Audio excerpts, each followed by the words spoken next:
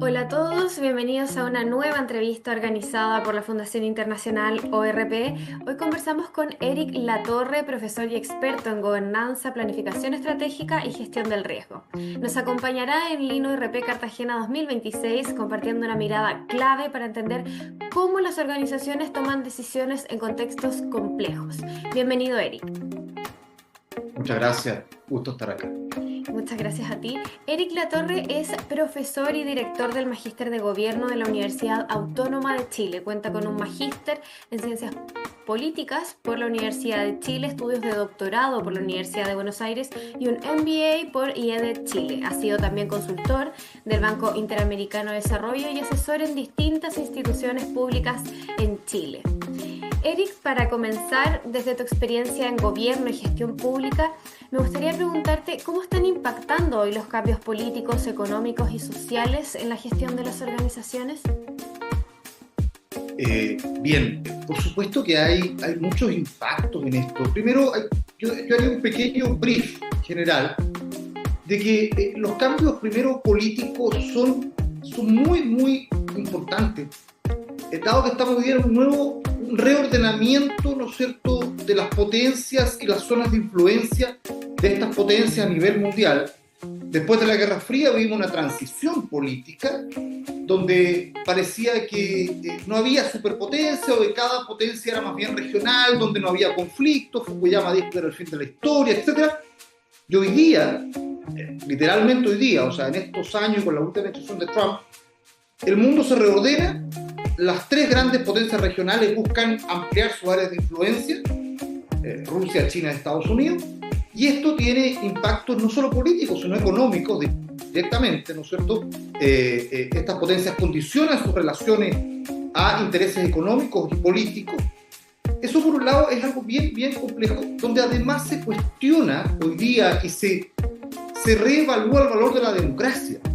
Entonces, y donde la democracia, que era algo que parece que era un estándar mínimo, hoy día muchos países, miremos El Salvador, que en función de tener una mejor seguridad, las libertades civiles se ponen en suspenso, las dictaduras, no solo la venezolana, en América Latina, la de Nicaragua, o intentos dictatoriales como ocurrió en Bolivia, etcétera, tampoco no son tan extraños. O sea, hay un escenario político complejo. Por otro lado, hay un escenario económico complejo porque estamos en una crisis en el modelo de desarrollo, eso no cabe ninguna duda. Un modelo de desarrollo extractivista, fuertemente enfocado hacia la producción en masa, con muchos casos con impactos sociales y ambientales muy fuertes. Eso ha llegado a un cierto límite, esta conciencia que eso para un poco, que eso ya no es sostenible, a pesar de que esto no es tan reciente. El 2010 la ISO saca una norma de responsabilidad social empresarial, que me parece una norma muy interesante, y que hace un llamado a las organizaciones a que el cambio del entorno debe ser un cambio hacia adentro de la empresa, ahora un cambio, por decirlo de alguna manera, también político, en el sentido de establecer mejores sistemas de gobernanza, evaluar sus actividades económicas en una perspectiva que tiene que incorporar las dimensiones sociales y ambientales como un requisito, ya no como una especie de buena práctica, no, sí, esto es un requisito. Donde tenemos que mirar el escenario ahora en términos internacionales, también mucho más globalmente. Es imposible ya con ninguna empresa que se proyecta al futuro, ¿no es cierto?, mirar los escenarios solamente locales. En la materia que yo me desempeñé, que es la materia educacional, nuestras universidades están todas absolutamente globalizadas y hoy día operando en entregar educación y buscar integrarnos en diferentes países. Las barreras de países no son una barrera hoy día, eso está abierto, ¿no es cierto? Entonces hay un gran desafío, tanto en estos cambios políticos y económicos hacia las empresas, y yo creo que si bien ha habido avances en las empresas, sin duda, todavía hay muchos desafíos que hay empresas que todavía quieren mirar esto como una cuestión transitoria o que no es tan importante y se estrellan contra la pared, digamos, porque en algún momento tienen un problema ambiental o social o se enfrentan, van a operar a países con regulaciones más estrictas que no son capaces de solventar, o se involucran en cuestiones de corrupción que eventualmente antes no eran vistas como corrupción, relaciones político-sociales que hoy día son conflictos de interés, etcétera. Es un nuevo escenario que evidentemente no es tan fácil adaptarse, pero que tenemos que hacerlo, y creo que las empresas han avanzado adecuadamente, pero queda mucho por avanzar. Como consultor del Banco Interamericano de Desarrollo y también asesor en distintas instituciones públicas, ¿qué aprendizaje claves pueden aportar hoy las empresas en materia de planificación y gestión del riesgo? A ver, yo te diría primero, el tema de gestión del riesgo es un tema clave que ustedes tocan, porque el riesgo, en general, yo también he tenido mucha experiencia en empresas privadas y en empresas productivas, extractivas, digamos, de temas muy fuertes. El riesgo es un gran tema en materia operacional. O sea, las empresas tienen clarísimo que hay riesgos operacionales y eso los han trabajado históricamente, están vinculados también a temas laborales, ¿no es cierto?, a seguridad laboral, etc. Hay una, digamos que tienen mucha expertise y pueden operar muy bien. Pero estos riesgos que son más bien operacionales, en muchos casos no se ha traspasado el concepto de riesgo, cuestiones más sofisticadas como riesgos reputacionales, riesgos en materia vinculados a la gestión de un gobierno corporativo coherente, riesgos vinculados a cuestiones políticas, riesgos vinculados a incidentes socioambientales complejos. Entonces, creo que tenemos mucho todavía que avanzar en materia de gestión de riesgo integral dentro de las compañías, donde el riesgo, mirado de una matriz estratégica, ya no solamente operacional, sino que muy estratégica, nos sea una guía y sea, es de hecho, en mi opinión, la gestión del riesgo estratégico es de las responsabilidades más importantes de un gobierno corporativo hoy día. Porque fíjate que en algún momento, y lamentablemente fue así, crisis ambientales no tenían grandes impactos reputacionales.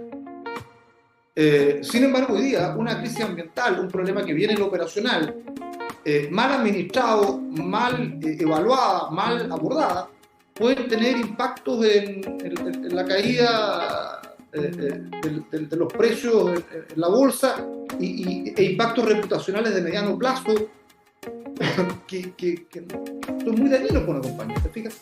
Entonces, yo recuerdo tocó trabajar con Ecopetrol en Colombia, donde era muy importante cuando Ecopetrol se abre hasta el 2010, por ahí, a la bolsa en Nueva York y se abre a capitales privados. Una de las cuestiones fundamentales era el riesgo reputacional de que cualquier conflicto socioambiental hiciera ver a la empresa como una empresa poco segura, poco viable, poco confiable, y que los inversionistas extranjeros no quisieran invertir, que eso era clave. Y eso lo entendió el directorio de manera muy clara. Entonces, te fijas que todo este nuevo escenario lleva a que los riesgos estratégicos son cuestiones fundamentales de considerar. Y adicionalmente, y ahí termino con esto, en este punto, que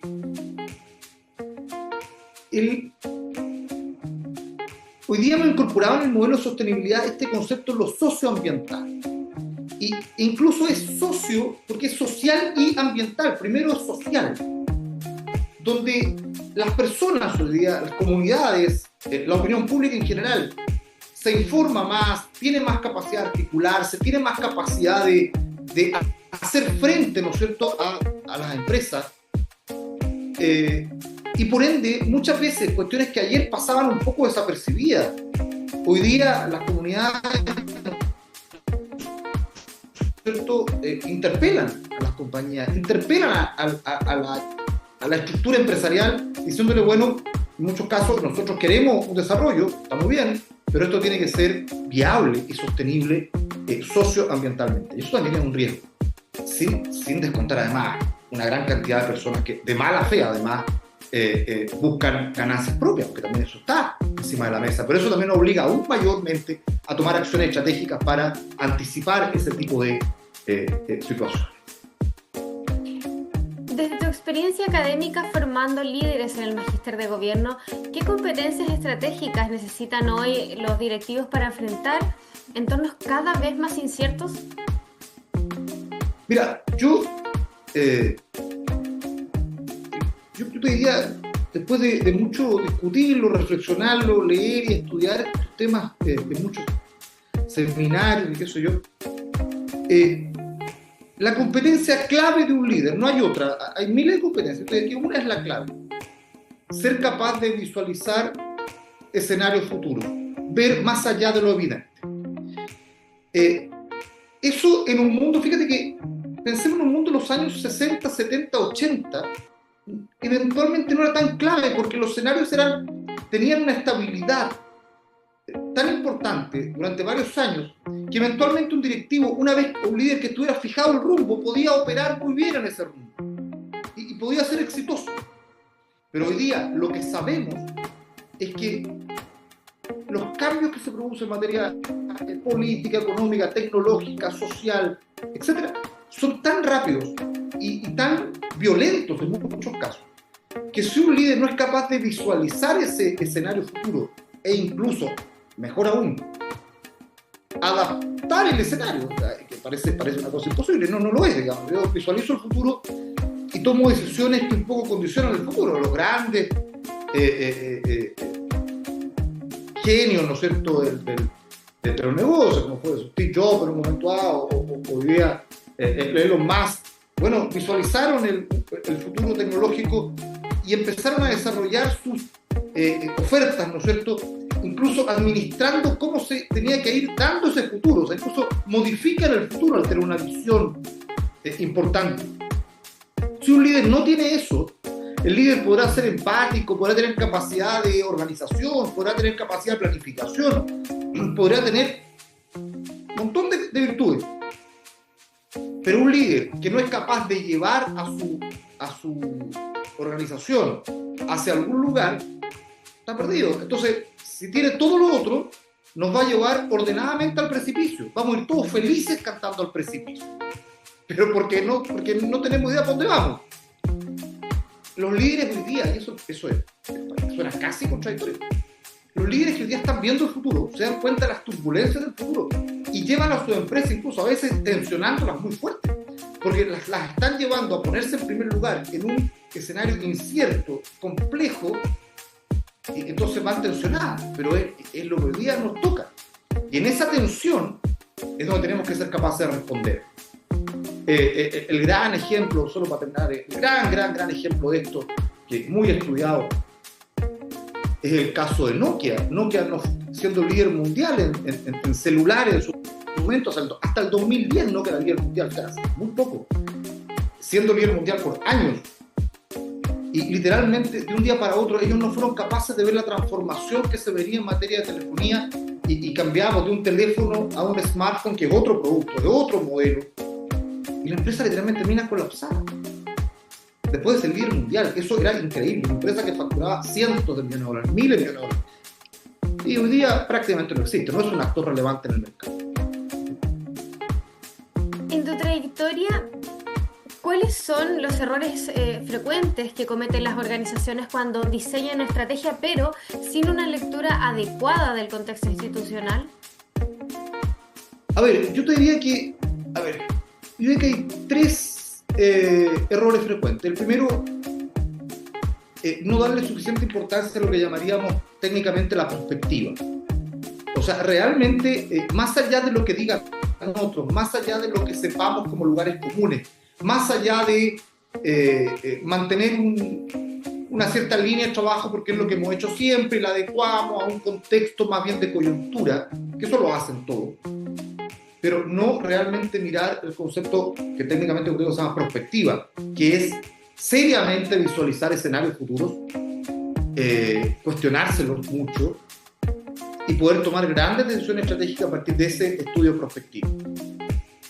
¿Dónde queremos estar o dónde podemos estar en 5 o 10 años? Hoy día es una pregunta en muchos casos muy difícil de responder y requiere herramientas, requiere discusiones complejas al interior de la organización y de un gobierno corporativo sólido para poder estar en ese escenario. ¿Te fijas? Entonces, ese primer error. Entonces, muchas veces seguimos navegando con una especie de de línea trazada desde hace ya algún tiempo, que nos ha dado resultados, que funciona, pero que nada garantiza que de aquí a 10 o 15 años siga funcionando. Entonces tenemos que cuestionarnos más y tenemos que tener una mirada más prospectiva. Eso en primer lugar. En segundo lugar, yo creo que otro error común que va en la misma línea es que hay que tener un cuestionamiento permanente si todo lo que hacemos, desde hacia dónde vamos, lo que producimos, cómo lo producimos, quiénes lo producen, a quién le vendemos, si estamos integrando todo ese cuestionamiento a nuestro funcionamiento estratégico, porque las cosas siempre se pueden hacer mejor, porque hoy día, todo el día aparecen tecnologías nuevas, aparecen oportunidades nuevas, pero también problemas nuevos, que nos obligan a que ya la respuesta esta tan trillada de que siempre lo hemos hecho así, no vale nada realmente. Hay organizaciones completas que giran en muy pocos años porque se dan cuenta que en algunos de estos espacios que te decía hubo cambios importantes y las cosas se pueden hacer distinto. Entonces, ¿el error cuál es? Hacer las cosas más o menos igual que siempre, sin tener en vista hacia, digamos, una especie de mirada 360 con todo aquello que puede afectar nuestra forma de operar y que podríamos nosotros tomar alguna acción al respecto. Ahora, y lo otro creo que es sumamente importante, tiene que ver con este concepto, y reitero un concepto que revisábamos anteriormente, que tiene que ver con este concepto socioambiental. Te voy a poner un ejemplo que no es exactamente el caso, pero creo que es ilustrativo. En Chile, para los que no son de Chile, tenemos todos los años, en invierno, problemas de contaminación ambiental muy fuertes en Santiago, la capital. Tan fuertes que obliga a restricciones de empresas, obliga a restricciones vehiculares, implica un conflicto importante para las personas. Entonces se habla de que tenemos episodios críticos de contaminación ambiental o episodios críticos ambientales. Eso es un error. El episodio crítico es social, es sanitario. O sea, el problema es que las personas están siendo dañadas fuertemente por la contaminación. No es un problema ambiental. Un derrame no es un problema ambiental, es un problema socioambiental. Si tenemos un problema de contaminación en un producto y afectó a una cantidad de personas, ya no es un problema reputacional, es un problema siempre social. Y las personas importan más allá de una cifra, importan más allá de una afectación puntual. Si no entendemos eso, vamos a tener problemas mayores, porque las personas hoy día se organizan, se empoderan, se articulan, se movilizan, y ya no es tan sencillo operar. Entonces, la comprensión de que lo social y lo ambiental son dos fenómenos que son copulativos nos va a ayudar a enfrentar mejor este nuevo escenario de sostenibilidad. Eric, en el marco del Lino RP Cartagena 2026, ¿sobre qué temas centrarás tu ponencia y qué mensaje clave te gustaría transmitir? A ver, mi tema es, ¿no es cierto?, la sostenibilidad como eje de la competitividad. Primero, en términos de contexto, y si bien yo quiero estar convencido, quiero estarlo por lo menos, de que hoy día todos entendemos que la sostenibilidad es una cuestión relevante y que no se puede obviar en la gestión pública y privada, vale la pena insistir en que no hay un conflicto entre sostenibilidad y competitividad, porque esa fue una discusión larga, ¿cierto?, donde o éramos competitivos o éramos sostenibles. No, yo creo que después de la ISO 26000 y de lo que hace organizaciones como el PSR, lo que hace, distintas organizaciones internacionales en materia de sostenibilidad, me parece que es bastante claro que podemos alinear ambos conceptos. Pero la clave, a mi juicio, va más allá, no solo alinear, es comprender que la sostenibilidad hoy día es la base para ser competitivo. Ya no es como un requisito adicional que yo voy a cumplir, sino que los mercados cada vez premian la sostenibilidad o la castigan, o los costos de no ser sostenibles en muchos casos son muy altos. Por consiguiente, creo que el mensaje es que si no incorporamos esta sostenibilidad, si no la trabajamos más, si no la profundizamos, bueno, en algún momento podemos tener problemas ni siquiera de competitividad, sino de viabilidad en la empresa. Pongo otro ejemplo chileno, digamos. En Chile, más allá de consideraciones políticas, también son parte del contexto, pero más allá de esas consideraciones, hubo un momento en que las sostenidas crisis de la industria minera, por ejemplo, en materia de sostenibilidad, nos lleva a un escenario en que hoy día prácticamente es imposible aprobar un proyecto minero. Eso no solo tiene que ver con una burocracia estatal que la verdad que es bastante poco eficiente, y estamos de acuerdo, pero sino también tiene que ver con una presión social que antes no teníamos en cuenta y que lleva a Chile de manera dramática, que es un país minero, a que prácticamente nos demoramos 10 años en aprobar una inversión minera que nos ha restado tremenda competitividad, no solo a empresas individuales, sino al país como país minero. Eso es lo que tenemos que anticipar. Es lo que tenemos que, como empresa, en todos los rubros, trabajar mejor, mirar mejor y buscar también al Estado como un socio estratégico. Los Estados son socios, deben serlo, al menos en 3 dimensiones.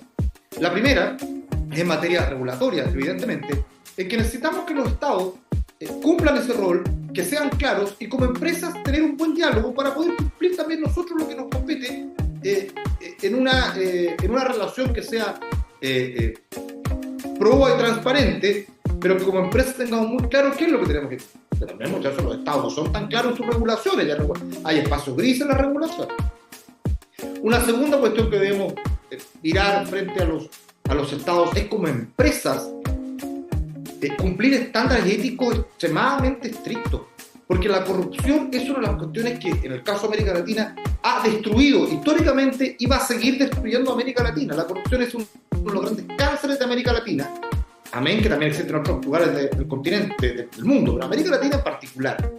Y allí la corrupción y la falta de ética al final, para que haya un corrupto tiene que haber alguien que corrompe.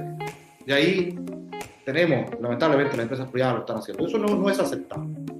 Pero también necesitamos al Estado, y una cuestión fundamental, porque muchas de estas materias responden en primer lugar a acuerdos que son estatales, son acuerdos que se hacen entre países, en foros internacionales, donde como empresas debemos estar al lado de estos Estados para ser capaces de plantear nuestras inquietudes, llevar nuestras agendas en el buen sentido, ¿no es cierto? Y abrir a que nuestros Estados se relacionen, se vinculen con otros países de buena manera, para tener nosotros posibilidades de también colocar nuestros productos en otros continentes y de buena manera. En algún momento, por ejemplo, Chile hizo buenos acuerdos con Europa, que tiene estándares muy altos en materia de responsabilidad social empresarial. Entonces exige a los exportadores, a los que quieren vender en Europa, exige estándares de RCE muy estrictos, estándares de sustentabilidad muy estrictos, en materias sociales, por ejemplo, muy estrictos. Bueno, ahí en el caso chileno hubo un buen trabajo integrado entre la empresa privada, entre la empresa exportadora de distintos rubros, con el Estado de Chile, para poder adaptarse, ¿no es cierto?, y proyectarse mejor hacia el mercado europeo, que en el caso nuestro, Chile, para muchos exportadores es un mercado relevante, que es la fruta, el vino, Europa es un mercado. Esos son como mis grandes focos que quiero enfatizar. Eric, ya para cerrar, ¿qué invitación harías a organizaciones y profesionales también que están evaluando participar en el Lean ORP Cartagena 2026? O sea, yo creo que estos encuentros evidentemente son muy importantes porque, voy a enganchar a algo que dije al principio. La clave de un líder es ser capaz de tener perspectiva, de ver el futuro, sí, esa es la gran clave. Pero ver el futuro no es un ejercicio mágico, no es una iluminación. Es justamente vincularse a espacios de debate, de discusión, de análisis, donde yo escucho a diversos expertos con diversas miradas, incluso en materias distintas a mi empresa o la agenda que yo estoy llevando, pero que me abren perspectiva, me abren nuevos escenarios o me ayudan a conectar elementos que por alguna razón yo o mi empresa no estamos pudiendo conectar. Y esa es la importancia de este tipo de encuentros. Nos permite ese debate, nos permite encontrar soluciones, o al menos encontrar una vía de solución a temáticas que al final también son muy comunes a distintos tipos de empresas y organizaciones. Porque, qué sé yo, hoy día la sostenibilidad, lo ambiental, lo social es transversal de una empresa tecnológica que está produciendo en China, afecta a una minera, afecta a una petrolera, pero también afecta a una constructora, también afecta, etc. O sea, no es algo que uno diga solo es un problema de empresas extractivistas, sino que afecta a todos. Y ahí tenemos problemas comunes. Y ver cómo otros los están abordando, o ver cómo otros se cuestionan el futuro, o ver cómo otros plantean escenarios que a lo mejor yo digo, no los comparto esos escenarios, creo que están equivocados, pero solo escucharlos ya nos hace reflexionar. Solo el cuestionar a otro, yo digo, pero mira, yo creo que esto se va para otro lado, bueno, tome su decisión, fantástico, pero sea capaz de tomar. Y también un mensaje clave en esto es que cuando uno se encuentra en estos pasos de diálogo, siempre termina reflexionando y diciendo, yo tengo que replicar este paso de diálogo después hacia el interior de mi propia organización, de nuestros propios gobiernos corporativos, de nuestras propias empresas, porque el cambio se da con nuestras personas, con nuestros trabajadores. Y allí yo creo que es clave un mensaje. Si somos más competitivos, si somos más sostenibles, al final somos más viables. Y eso redunda en beneficios para todos. Y allí también yo creo que estos foros de debate nos tienen que hacer mirar esa perspectiva de beneficios comunes, de incentivos correctos para que nuestras empresas sean más viables y también seamos más sostenibles, tengamos una mirada hacia las personas y donde este es un camino con dificultades, donde sin duda que vamos a encontrar resistencia al cambio al interior de las organizaciones y también hacia afuera, donde muchas veces uno dice, bueno, yo quiero tener una política ambiental consistente y me encuentro con activistas también ambientales afuera que tienen una agenda propia y que no están por lo ambiental, están por una agenda de activismo que ni siquiera sabemos a quién responden. Bueno, pero eso es parte de los escenarios, tampoco podemos negar eso, y tendremos que seguir trabajando en una línea consistente en esta materia. Y por eso que estos foros yo siempre he sido muy fans, ¿no es cierto?, fanáticos de estos foros. Y que, ojo, si uno mira a organismos internacionales como el Banco Interamericano, donde tú puedes trabajar, parte importante de su trabajo era la organización de este tipo de espacios. Porque en estos espacios empezamos a generar gérmenes para el debate, para el cambio, para el aprendizaje común.